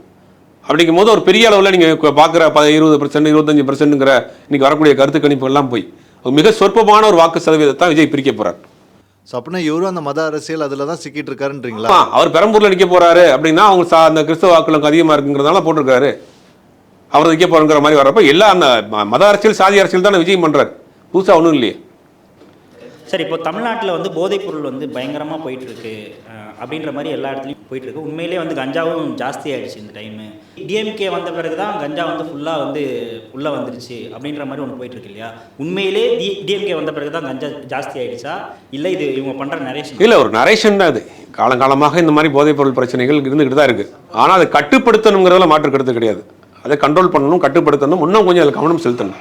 ஆனால் அதை வந்து இவங்க தேர்தலுக்காக பயன்படுத்துகிறாங்க. தமிழ்நாட்டில் வந்து இந்த மாதிரி போதைப் பொருள் கலாச்சாரம் இருக்கிறது உண்மைதானே. இப்போ வந்து இன்னைக்கு மட்டும் இல்லைங்க, காலங்காலமாக இருக்குது. இன்னைக்கு புதுசாக வரல, காலங்காலமாக இந்த மது சம்பந்தமான பிரச்சனைகள் இருந்துகிட்டு தான் இருக்குது. இன்னைக்கு பல கிரைம் வந்து கடந்த 20 வருஷத்தில் இங்கே எடுத்து பார்த்தீங்கன்னா போதைப் பொருளால் நடந்திருக்கு. அப்போ நீ கட்டுப்படுத்தணுங்கிறதுல மாற்று கருத்து கிடையாது. கட்டுப்படுத்துறதுக்கு எங்கே பண்ணணும் அப்படின்னா ஒட்டுமொத்தமாக இந்தியா முழுவதும் சேர்ந்து பண்ணக்கூடிய விஷயம். கஞ்சா வேற மாநிலத்திலிருந்து வருது, வேற மாநிலத்திலிருந்து வருதுன்னு வச்சுங்களேன். அப்ப உள்ள வர விடாம தடுக்கிறது அதான் சொல்றேன். மாநில அரசும் ஒன்றிய அரசும் சேர்ந்து எடுக்கக்கூடிய விஷயம். வெளிநாட்டு மது பொருட்கள்லாம் வருது, துறைமுகங்கள் வழியா வருது. துறைமுகங்கள் வழியா வருது யாருடைய கட்டுப்பாட்டில் இருக்கு? அப்ப ஆமா, ஸ்டேட் கவர்மெண்ட் கட்டுப்பாட்டில் இருக்கு. நீங்க கரெக்டா அணிலுங்கிறத கரெக்டாக அப்ரூவ் பண்ணிட்டீங்க. அதனால வந்து இது கட்டுப்படுத்தணும், இது மாற்றுக்கிறது கிடையாது. ஆனா இதை வந்து அரசியல் படுத்துறாங்கிறதான் குற்றச்சாட்டு. சார் இதே விஜய் வந்து அவர் நடிகராக இருக்க கண்டு நீங்கள் இவ்வளோ பேசுகிறீங்க. இதே உதயநிதி ஸ்டாலின் நடிகராக இருந்து தானே நம்மளுக்கு அரசியலுக்குள்ளே வந்திருக்காரு. அவரையும் நீங்கள் இவ்வளோ இதாக வந்து நீங்கள் ப்ரோவைட் பண்ண மாட்டேங்கிறீங்க.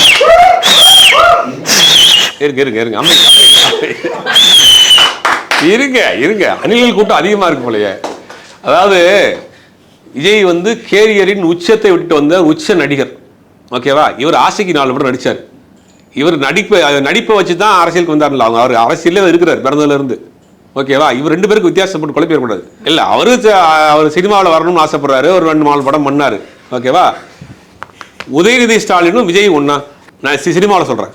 இல்லை, நான் எங்களுக்கு தெரிஞ்சு வந்து விஜய் வந்து திரைமுகத்தில் இருக்கோம். அதே மாதிரி உதயநிதி ஸ்டாலின் திரைமுகத்தில் வச்சு தானே அப்புறம் நாங்கள் சார். நீங்கள் வந்து நடிகர் உதயநிதி ஸ்டாலின் தான் ஓட்டு போட்டிங்களா? திமுக வேட்பாளர் உதயநிதி ஸ்டாலின் ஓட்டு போட்டிங்களா? நீங்கள் விஜயையும் உதயநிதி ஸ்டாலினையும் ஒன்றா வந்து பார்க்கக்கூடாது. விஜய் வந்து கிட்டத்தட்ட ஒரு 30 வருஷமா இருக்கிறாரு, கேரியர் உச்சத்தில் இருக்காரு. அவரே சொல்றாரு, ஒரு உச்ச நட்சத்திர நடிகராக இருக்காரு. அவர் படத்துக்கு ஒரு பெரிய பிஸ்னஸ் இருக்கு, அவர் படத்தை பார்க்கறதுக்கு ஒரு பெரிய கூட்டம் இருக்கு. ஆனால் உதயநிதி ஸ்டாலின் அவ்வளோ பெரிய நடிகர் கிடையாது. நடிகருங்கிற ஒரு அடையாளத்தை வச்சு தான் உதயநிதி வந்து அரசியலுக்கு வந்தாருங்கிறது தப்பான ஒரு கண்ணோட்டம். இல்லை, அவங்க தொடர்ந்து படம் நடிச்சிருந்தாங்க, நான் அவங்களும் உச்சகட்டத்துக்கு போயிருக்கலாம். இல்லை, அவங்க ஸ்டாப் பண்ணிட்டு அடுத்த அரசியலுக்கு அரசியலுக்கு வரணும் தான் ஆசை. இதே மாதிரி தான் அவங்க விஜய் சார் அதே மாதிரி அவர் வராரு. இல்ல, வரட்டும், யார் வேணாம்னா விஜய் வரட்டும், யார் வேணாம்னா என்ன செய்ய போறாருங்கிறதான பெரிய குற்றச்சாட்டு. 50 வருஷமா 2 கட்சிகள் செஞ்சு வச்சிருக்க விஷயத்தை நான் மாற்ற போறேன்னா அதுக்கு என்ன அவங்கள்ட்ட பொருளாதார திட்டம் என்ன இருக்கு, கல்வி திட்டம் என்ன இருக்கு, வேலைவாய்ப்பு திட்டம் என்ன இருக்கு? ஒரு அரசாங்கத்தை ரன் பண்ணிட்டு போறது 4 படத்தில் நடிச்சா போதுமா? கேரியர் உச்சத்திலிருந்து வந்தா போதுமா? உங்கள்ட்ட என்ன இப்போ கவர்மெண்ட் அனில்மெண்ட் கொண்டு போகக்கூடிய அளவுக்கு உங்கள்ட்ட என்ன ஆக்கப்பூர்வமான திட்டம் இருக்கு? எம்ஜிஆர் நல்ல கேள்வி தம்பி, வாங்க எம்ஜிஆர் பத்தி சொல்லுவான். எம்ஜிஆர் வந்து முதல் படத்தில் நடிச்சுட்டு அடுத்த படத்துக்குலாம் வரல. எம்ஜிஆர் வந்து பெரியாரோடு இருக்கிறார், அப்புறம் கலைஞரோடு இருக்கிறார், திமுக பொருளாளராக இருக்கிறாரு, சட்டமன்ற உறுப்பினராக இருக்காரு, 71 கட்சி ஆரம்பிக்கிறாரு, 73 இடைத்தேர்தலை சந்திக்கிறாரு, 77 ஆட்சி பிடிக்கிறாரு. உங்க அண்ணன் மாதிரி முதல் படத்தில் மூஞ்சி மேக்கப் கழிச்சிட்டு அடுத்த படத்துல எல்லாம் சிஎம் ஆகல.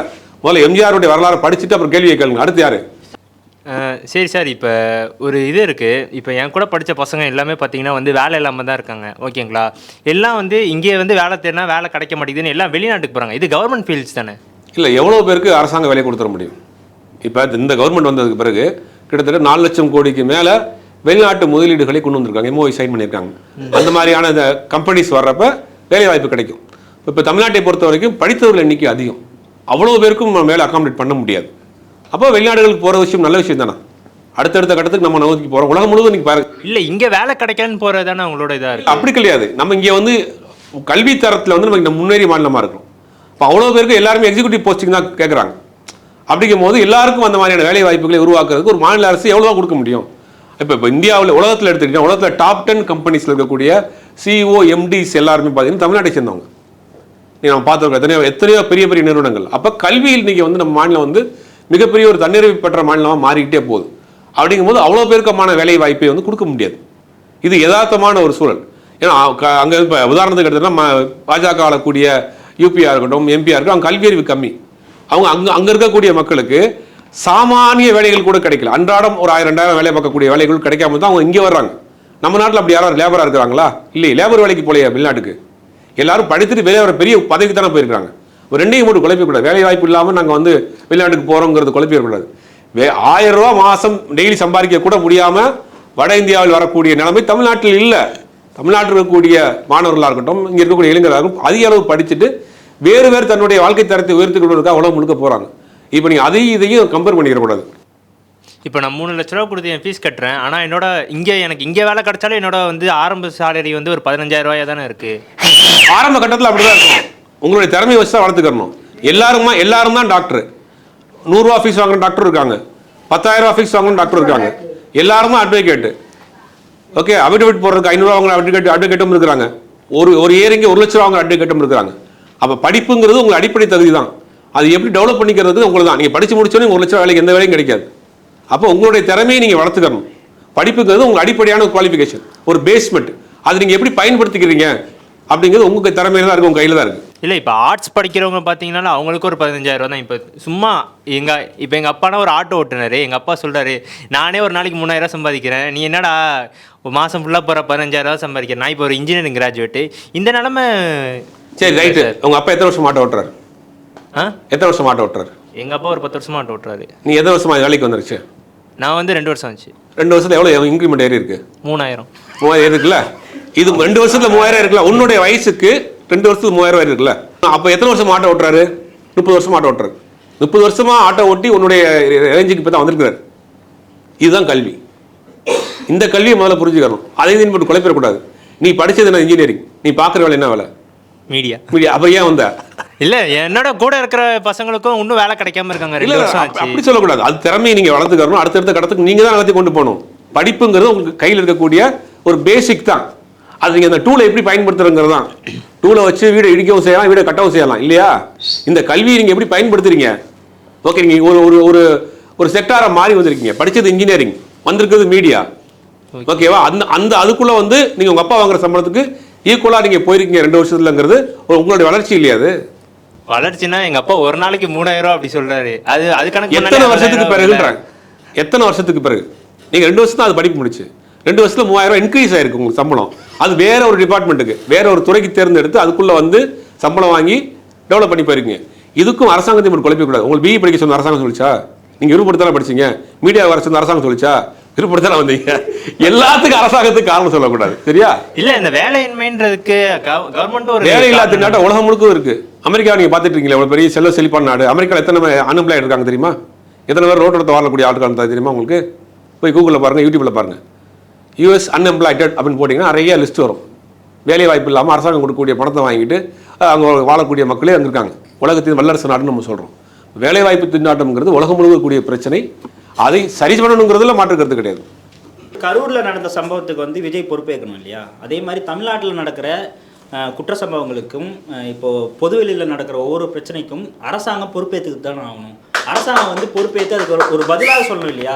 கடந்த ஒரு 4 நாளாக பயங்கரமாக எதிர்காலத்தில் பார்த்தீங்கன்னா ஒரு அரசாங்கத்தை குறை சொல்கிற மாதிரி நிறைய விஷயங்கள் நடந்துகிட்டே இருக்குது. அதுக்கு ஒரு அமைச்சரோ இல்லை ஒரு எம்எல்ஏவும் பதில் சொல்லணும் இல்லையா? அது ஏன் அந்த பதில் சொல்ல மாட்டாங்க? இல்லை, டிஜிபியும் ஹோம் செக்ரட்டரியும் ஒரு வாரத்துக்கு முன்னாடி பத்திரிகையாளர் சந்திச்சு சம்பந்தமாக விளக்கம் கொடுத்துருக்காங்க. தமிழ்நாட்டில் சட்டம் ஒழுங்கு சரியாக இருக்குது, குற்ற எண்ணிக்கை குறைந்திருக்கு அந்த 4 வருஷத்துலன்னு இருக்காங்க.